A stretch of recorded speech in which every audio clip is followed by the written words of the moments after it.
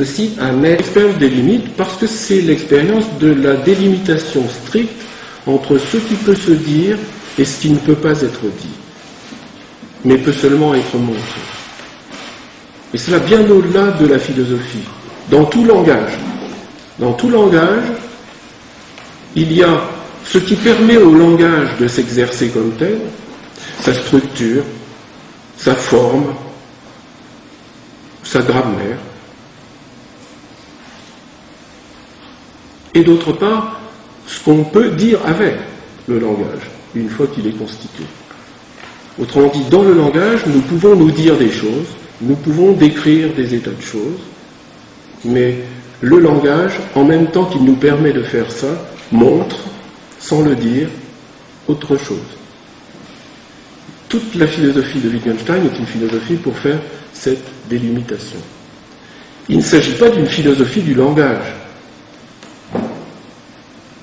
Dit aujourd'hui, Wittgenstein était un philosophe du langage. Non. C'est un philosophe qui prend le langage comme miroir où tout le reste se reflète et où on peut lire tout le reste. Tout se joue dans le plan du langage. Simplement à nous de savoir regarder, à nous de savoir entendre, à nous de savoir déchiffrer, à nous de ne prendre pas tout au pied de la lettre, de ne pas confondre les jeux symboliques extrêmement divers qui constituent le langage, ce que Wittgenstein finit par appeler les fameux jeux de langage, ces jeux auxquels nous pouvons donner cours en inventant un jeu ensemble, ou bien au contraire ces jeux beaucoup plus immémoriaux qui constituent la trame de notre existence, sans que nous y fassions attention, ces jeux entièrement machinaux et qui constituent pour nous la possibilité de vivre, la possibilité de dire, la possibilité d'articuler nos formes de vie, les plus diverses soient-elles. Avec l'impossibilité, selon Wittgenstein, de dresser une table exhaustive des 10 jeux, parce que précisément ils se prêtent à une invention constante. Ce qui ne signifie pas pour autant qu'ils soient sans consistance. Ce ne sont pas des jeux qui sont de simples jeux.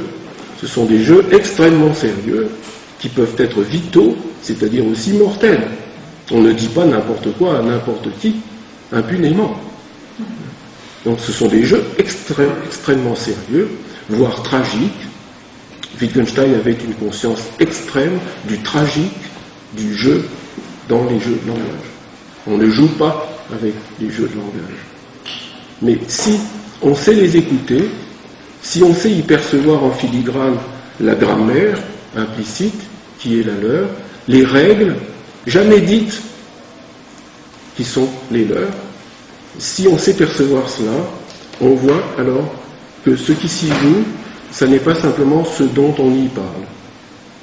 Ce qui s'y joue, ce sont aussi les instances du monde, les instances du rapport de l'homme avec le monde, avec lui-même, avec l'éthique, avec le mystique, ce qu'il appelle l'élément mystique, c'est-à-dire littéralement l'élément tu, l'élément qu'on ne peut que taire, qu'on ne peut pas dire. Autrement dit, il nous apprend à écouter dans le langage, ou à voir dans le langage, sa double face, peut-être en un sens ce que Mallarmé a appelé le double état de la parole, le double état de la parole. Il y a peut-être une lecture un peu différente, il faudrait un jour peut-être nous livrer, si le séminaire s'y prête à ce genre de comparaison, Mallarmé et Wittgenstein.